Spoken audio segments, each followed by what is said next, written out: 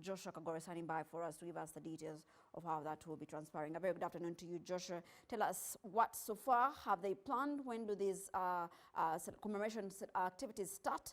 And why is it such a big significance, especially this year as it marks 30 years? A very good afternoon, Victoria Bagaya. I'm coming to you live from the High Commission of the Republic of Rwanda to Uganda. Talk about the 30th commemoration of the genocide against the Tutsi in Rwanda. But joining me is His Excellency Joseph Rutabana. Talk about this. His Excellency, many thanks for joining us. We understand that the commemoration will start on Sunday in Rwanda, but then we have Rwandans who are in Uganda and would want to be part of this. Tell us what's going to happen exactly, when is it happening, and why? How important are these activities to Rwandans and in Uganda and those in their country, Rwanda?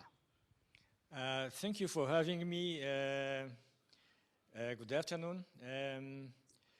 This year, as I mentioned, this year 2024 marks 30 years since the genocide against the Tutsi in Rwanda was committed. So from Sunday, the 7th, Rwanda as a nation will enter into the period of commemoration and also remembrance and mourning for the victims. So on Sunday in Rwanda, there'll be the big commemoration of 30 years with many guests, many heads of state, who will be attending, but also in our foreign missions, we'll be having the same commemoration.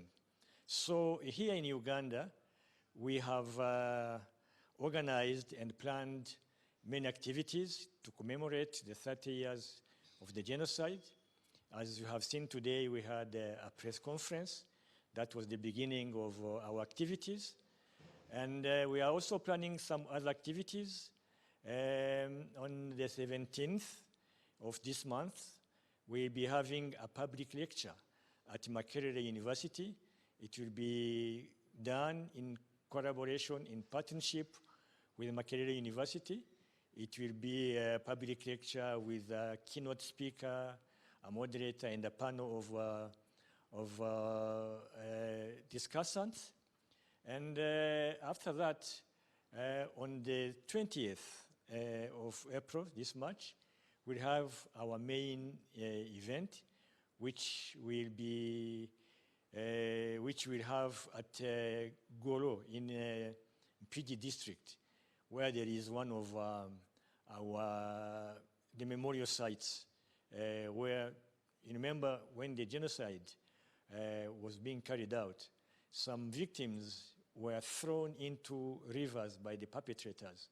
And some of those rivers, tributaries of Lake Victoria, so many bodies were thrown into Lake Victoria, and Golo is one of the memorial sites. So we'll be there as our main event there. We are planning to have many guests there, about 700 or more, including the government and diplomatic corps and Rwandans, students and friends of Rwanda. Okay. Many thanks for sparing your precious time to talk to us. We really appreciate. Victoria, we are talking of over 1 million people who were killed in genocide. The genocide was against the Tutsi, but then we need to remember it took 100 days. And that's why the President, Paul Kagame, leads leaders and other people to light that flame of hope, which symbolizes that there should be hope, there should be renewal, and it stays lit for exactly 100 days. That's the period, that's the time the genocide happened. And as we celebrate these 30 years, since 1994, the word is kwibuka, remember, renew, meaning let's remember, let's unite, and let's renew. And maybe one of the most precious things to me is, I was born in 1994, and when genocide happened, I was just 3 months old. Imagine a baby, a toddler, 3 years, and it's happening in the neighborhood. That really, it was savage, and it was on such a horrendous magnitude. And this is why they say we must unite, we must renew, we must remember. It should never happen again. And Kwibuka, we must remember. Back to at the Political Command Center, Victoria. Well, thank you so much. Well, thank you so much, Kagoro. You put a touch to it, a personal touch. If you ask me, 1994, that's a baby. I was literally, I think, 2 years old as well.